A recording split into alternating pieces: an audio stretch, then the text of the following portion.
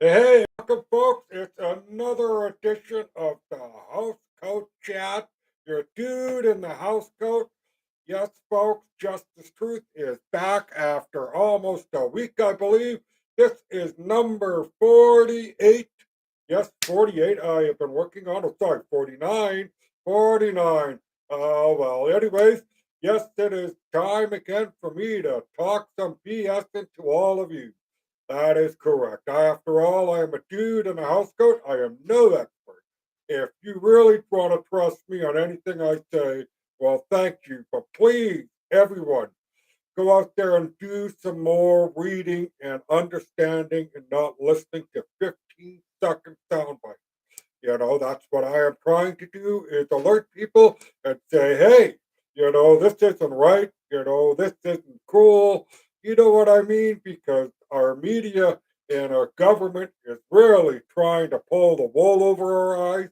And I'm hoping more and more of my fellow Canadian citizens, especially, wake up to the fact that they have been sold a lie by Mark Carney. But we're not going to talk about Mark first. We're going to talk about my best friend in my province, David Eby. Yes, folks, David Eby is a clueless. Oh, I wanted to say the C word that's a part of the female anatomy, but I'm not going to try and do that on YouTube so early because it'll get flagged. You know what that word is, folks? I know what that word is. And yes, David Eby is that person. After all, think of what we just heard regarding a young child and her medication. The government is going to stop funding it. Yes, it's expensive, but David Eby's office is just got an approval for an extra $1 million a year budget out of his own office, folks. How much do you really need to be the premier of British Columbia? How much actual operating cost goes into running an office for the premier of BC? That they need another $1 million while ERs are closed, while the drugs are flowing in legally, mind you, with Dave's Dillies, the hydromorph pills that they are prescribing to everybody, even if you're a child. And yes, let's just go there, folks. Nanaimo school board thing or whatever, what I read on the news down in the southern part of the province could have been Surrey. But the point, what I'm going to make is that there was cards distributed by a non-profit organization that basically was teaching kids that you could find a safe dose of ketamine if you start off on a low dose. Why are we trying to teach young teenagers, young children, the benefits of doing ketamine? Really, and it's sponsored by several BC government organizations that receive funding. And yes, folks, I am telling you to go read and look into that story. Handing out cards saying that it's okay to have HIV. Why does a young teenager need to know that, right? And the safe use of needles and everything else. Heck, when I was growing up, we had Nancy Reagan saying, just say no. And now we got a government giving out safe kits to kids and allowing, in BC, doctors can give kids legal prescriptions to go to these clinics to get these drugs. We don't need this. We're destroying our youth, and David Eby is leading the charge. Yes, folks, he's the premier. And where's Bonnie Henry in all this? I have not heard a peep from her, and I honestly thought that she would be the next in line for Teresa Tam's job. And nope, we gave it to somebody with no medical credentials. I am not going to say the lady's name. I'm going to butcher it, and just sorry there. But the person has no medical training of any kind. There is nothing in her resume that says she attended a medical school, at least, a care aid course at the very minimum, a first aid course, folks. And she's in charge of what Teresa Tam did. Now, apparently, Teresa was a doctor, and yes, a lot of people, including myself, wish she wasn't in that position, but at least she had medical credentials, folks. This is the top job for a thing in the province, I mean, a province in Canada. And yes, I sidetracked. We should get back into David Eby, but where is Bonnie Henry, folks? There's not a peep. Her emails are like she is gone on a sabbatical. No one knows where she is. But let's get back to Eby. These Chinese fairy stories, folks. Not one Canadian company bid on it, and the reason is astonishing because it's our own carbon tax that's killing our own industries. And even though it's suspended, yes, it's coming back. We'll get to that later with Mark Carney. But the point is that David Eby went with a Chinese shipbuilding company with ties to the People Liberation Army. Yes, the PLA, the Chinese Communist Party, and we could go on a rant right there, but let me just say that it is not a good deal for Canada, considering the bridges that are being built south again in BC using Chinese steel, which they found out was substandard steel, folks. Substandard. And now the project for this bridge has ballooned by 20 to $60 million, all because they're trying to save money by using Chinese steel and other things, but it's not quality. And it's been going on for years. In fact, the United States government had to redo a bunch of US submarines, at least test them, folks, because the person in charge of saying that the steel that they're using in those submarines was not, I mean, it was not up to par, but she lied. They had to go and correct and make sure that all their submarines that were under the supervision of this woman to make sure that the steel is good. And get this, folks, she is a Chinese national person who has been charged with a few things. Yes, we won't go much more into that because I'm going off on the side again. But enjoy the show, folks. That's the way it is. And the letter from Christia Freeland, which we got, I think, late Friday last week. Yes, late Friday, so it can miss the news cycle. Christia Freeland condemns, basically, and I'll use the word condemn, our Premier, David Eby, for what he's doing with the Chinese steel. His response was, who cares? I do what I want, basically. And this is the guy that's running this province into the ground, folks.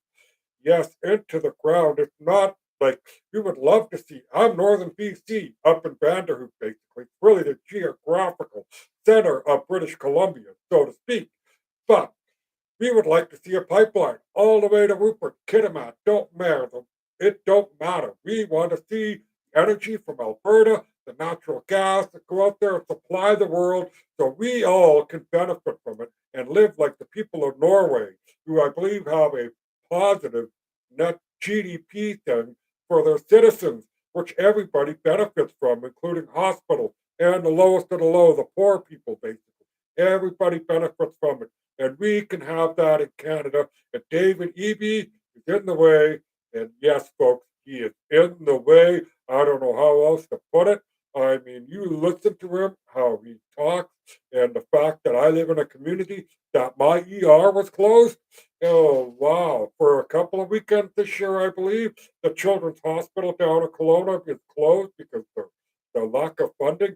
The money that's being spent to go to like Oregon, Seattle, to try and bring nurses up from those regions from the United States to come into Canada. They're spending $5 million.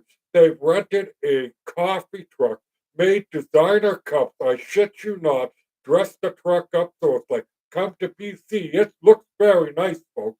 But the fact is when our dollar is hovering around, I think 70 cents right around now. It could be higher or lower. I'm not actually positive, but it's 30 cents on the dollar. And you're going to come up here to a higher tax country and make less money? Good luck, Evie, on that one. But that's $5 million wasted, and that $5 million could have probably given that young girl 5 more years of living if we could have had this way with that what I mentioned earlier, where if a child that needs medication and the government cut the funding off for it.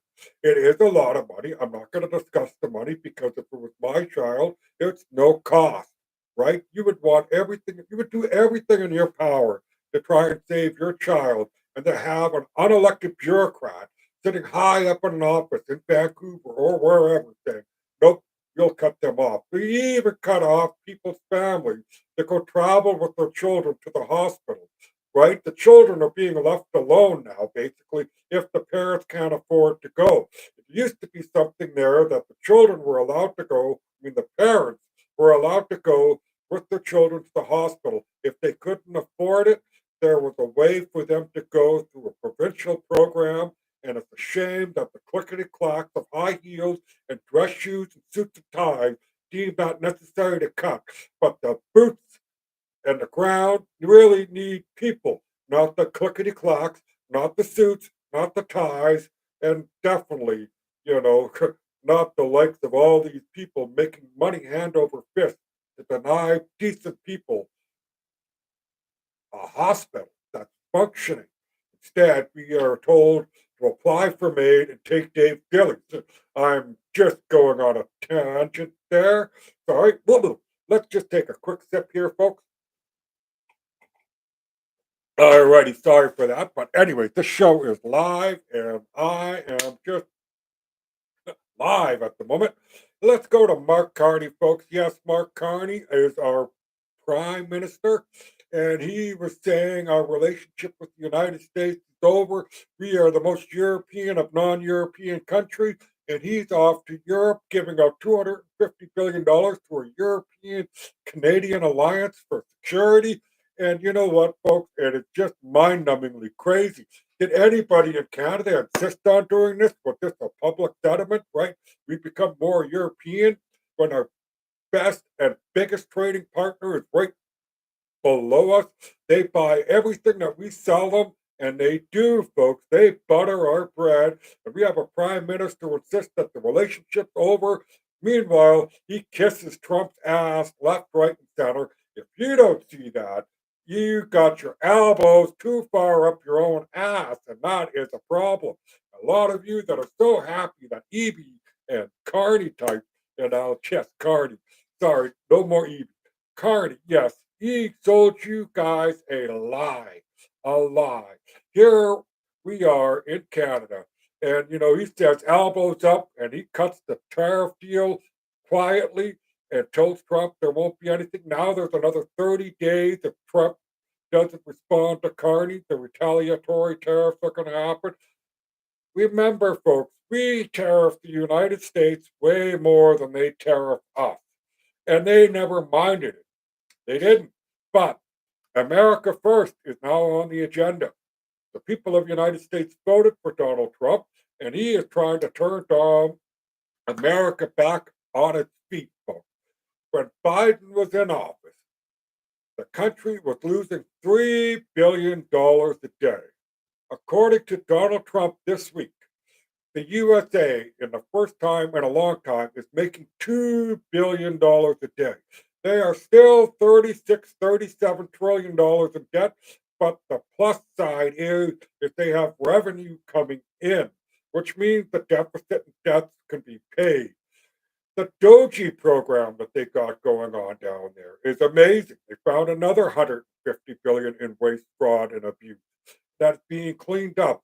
And why can't we have that here in Canada? We have a prime minister who has not properly released all his financial ties to Brookfield and his conflict of interest.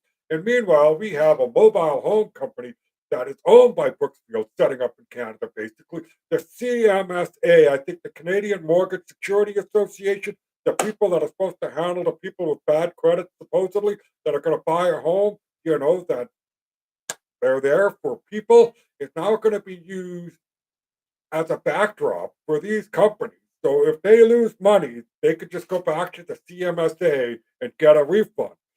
I shit you not. That's how corrupt and crooked this thing will be set up.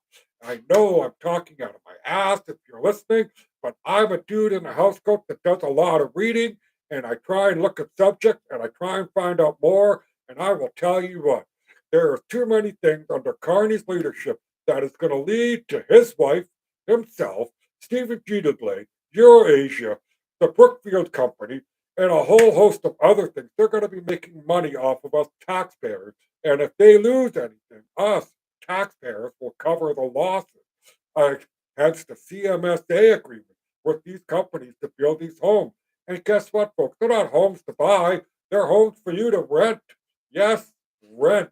You are not going to see anything be built for anybody that's going to be sold to an individual. You're going to be paying rent for the most of it. And that is like you're being sold a lie, a lie. And my young people today are never going to own a home because of the policies of Justin Trudeau and the devaluing of our dollar. You could say what you want, all you bandwagon jumpers saying, oh, it's Trump's fault, it's the Americans. Hold your horses. Where have you been for the last frickin' decade? Don't listen to the mainstream Canadian media. Do some reading, do your own research. You will realize that what the Americans are doing is going to benefit us if we ride their back coattails instead of trying to flee to Europe and get what? Seriously, folks, what are we going to get from Europe that's not going to be cheaper if we get it from America?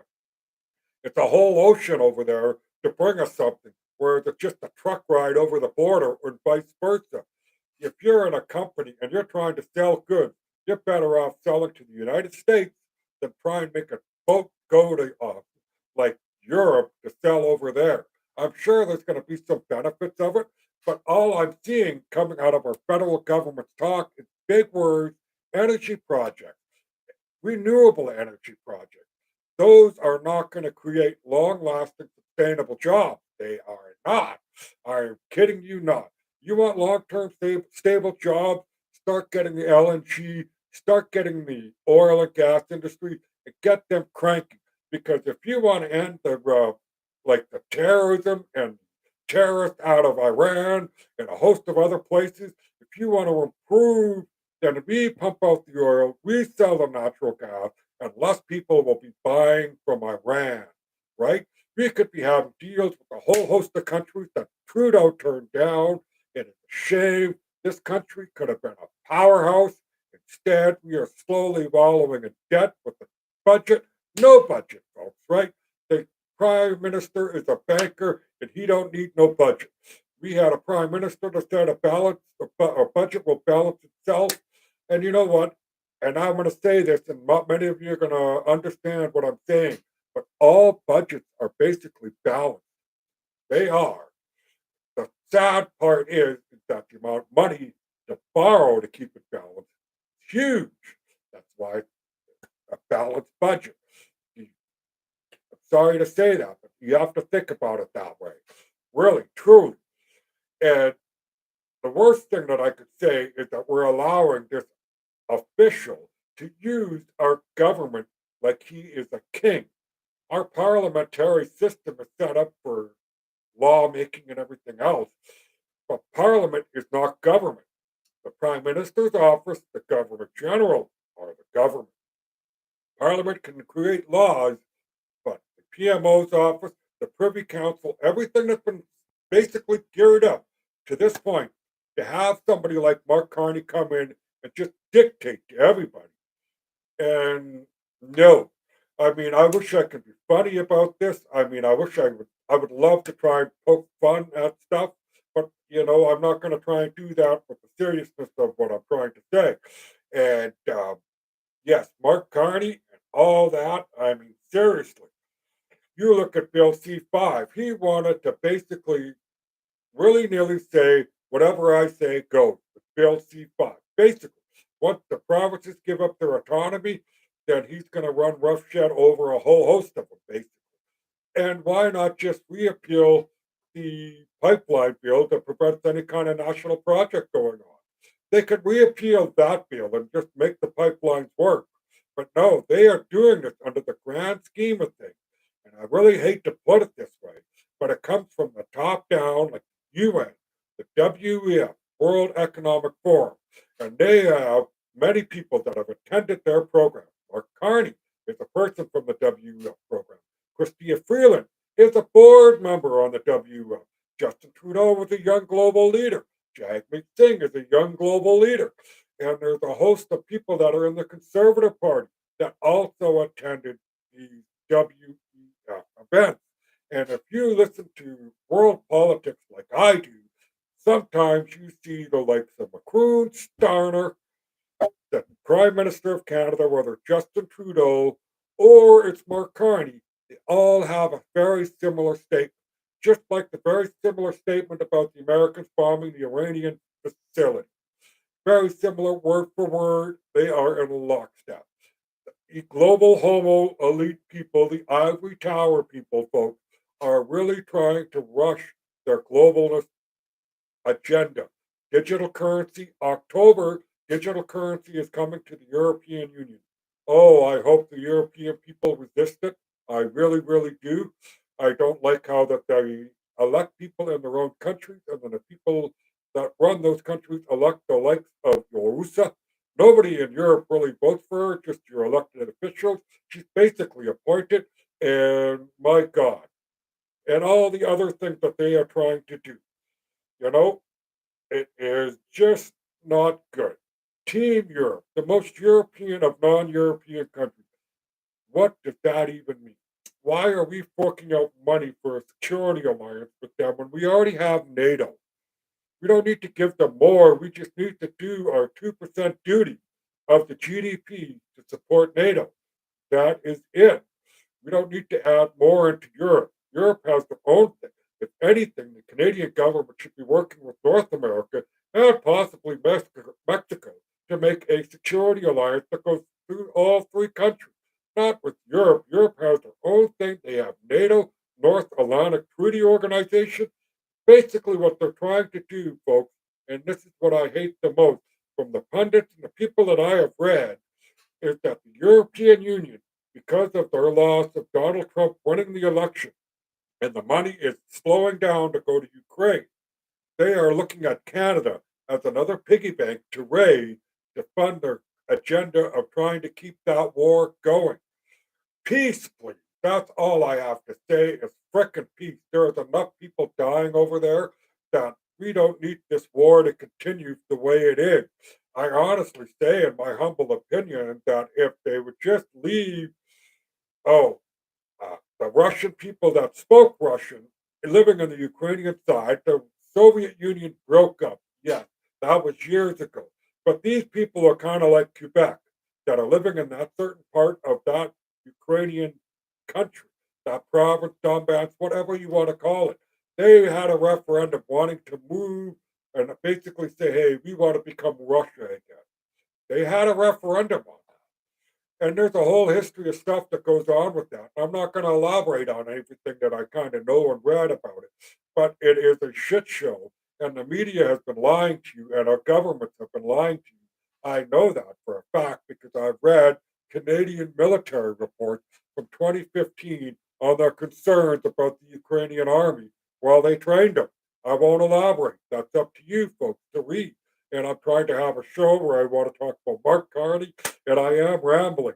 But yes, I don't think Mark is good for us. I'm serious, and I hope you're starting to wake up and realize that yourself. He is a succubus on us. He is a charlatan.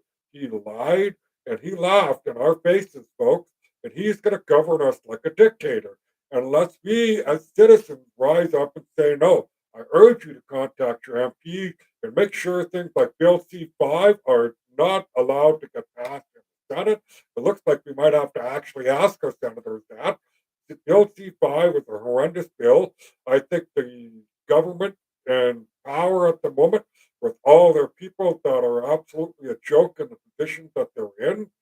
I mean, I just looked at the new Justice Minister guy saying that we're going to be add femicide to our criminal code. Adding another law to somebody that kills the opposite sex, like just women, female, is really not going to do anything other than adding another law. If the person violently killed somebody, that person should receive due punishment, whether the victim was male or female. It doesn't matter. There is no point in adding another law for this. You know what I'd like to see, honestly? How about the death penalty? Let's bring that back, right? Let's bring that back for people that brutally killed somebody else in this country. And let's end this jail and bail. I go on and on and on with this. And I know I'm at the 24-minute mark, and I do wish I'd like to try and talk about some lighter stuff. But I do want to say, on a positive note, the Ostrich Farm story that I've been kind of talking about on my show, we seem to stay, or are we proud they are allowed to go to court again, I guess, and try and end this call. And again, this is now near the end of June. These birds were back in January, so called tested. These other birds are all alive and thriving, which means they have natural immunity, which means the eggs that they're passing off and hatching new chicklings from a baby ostrich Not sure what you call a baby ostrich. Big chick ostrich? I don't know. It don't matter. But these new birds coming into this flock are going to have the immunity for the so-called disease that they claim they found on a faulty gas. It is a shame. And let's go down south and talk a bit more about what is going on there. And for everybody that's clamoring on about, oh my God, Trump's going to end us in World War III and everything else. Well, I don't know what to say other than I would like to have peace in this world. But I think Donald Trump made the right decision. They are the only country at the moment that can actually make a bomb that can penetrate to the depth required to try and destroy the 60% enrichment of uranium that the Iranians have been doing, which have been ramped up for a few months. Now, there's a lot of pundits, there's a lot of media saying that there wasn't a whole lot done to the bunkers and everything else. Well, we can't see underground, but I've seen the before and after photos online, and that ground looks like it's a little lower, right? If you know what I mean. Sure, we're not going to see underneath, and maybe they didn't actually get what they did. But the fact of the matter, these bombers went into Iranian airspace not being detected at all, dropping their payloads, and boom. And for all you people out there saying, "Oh, they hit empty buildings," well, let's just put it this way, okay? Israel just went in and whacked a whole whack of people, basically, right? Top nuclear scientists, military people, and everything else. The United States is saying we are going to make a decision whether we're going to do something about Iran because after 60 days of negotiations, it hit a snag, and the Iranians aren't budging. So what do you do? And I think Donald Trump made the right decision. I think that hopefully that the project, that the bombing was successful, and those buildings were empty, and they are empty for a reason because it was announced that something may happen within 2 weeks. So why would you, as an Iranian official, want to have your remaining people who may be smart in nuclear stuff want them hanging around nuclear facilities? So hence the empty buildings. Why would you do that? You would want to save your own people. It's not because the Americans are stupid and bombed an empty building. No, it's because the Iranians are smart and letting their people stay home, basically. You know, whatever a lot of people think out there, sometimes I will use the expression they are dumb as a fox. Yes, they're saying something smart, but they're not being very smart at all. Yes, the buildings were empty, but guess what? If I was the boss of Iran, I was trying to save my own ass and my country's ability to make nuclear stuff, like power at least, I would want the remaining people to be kept alive. Because being a nuclear scientist takes a few years of school. It's not a 6 week night course you take on the weekend, right? And oh boy, folks, guess what? It's almost 30 minutes. I don't want to try and take up much more of your time other than to say positive vibes. I hope you enjoyed my rant, my show, and stuff. I try to, stay on topic as best I could, is what I wanted to say. I think I hit almost everything on my list, and I'm sorry if I went on a tangent talking about a couple other little things, but those are tidbits. And these are things that you people need to realize and read and take the time, folks. Take the time to learn something. Just like if you understood the ostrich story, you would go down and you would look up more stuff. Hey, what's going on? Please do that with the Iran story. Please do that with David Eby. Please do that with Mark Carney. Do more reading, folks. I'm just a dude in a house coat. I'm an expert in nothing, and I like to share stuff that I read, and I love to talk, obviously. And one last final thing. Yes, the scone is lit, and this scone is lit to a special lady, folks, who was unalived by herself, a lady who saved foxes, and I truly believe she was doing the world good. It's shame on the asshats. I found out today who it is. I won't repeat the name, but that person, may the fleas of 1,000 camels infest your crotch. May you have the arms of a T Rex, and you can never scratch it. That's right, folks. And one last thing, visit the SPCA if you've never been to one. I'm not asking you to adopt, but go at least once in your life and have a good day. Thank you very much. The dude abides.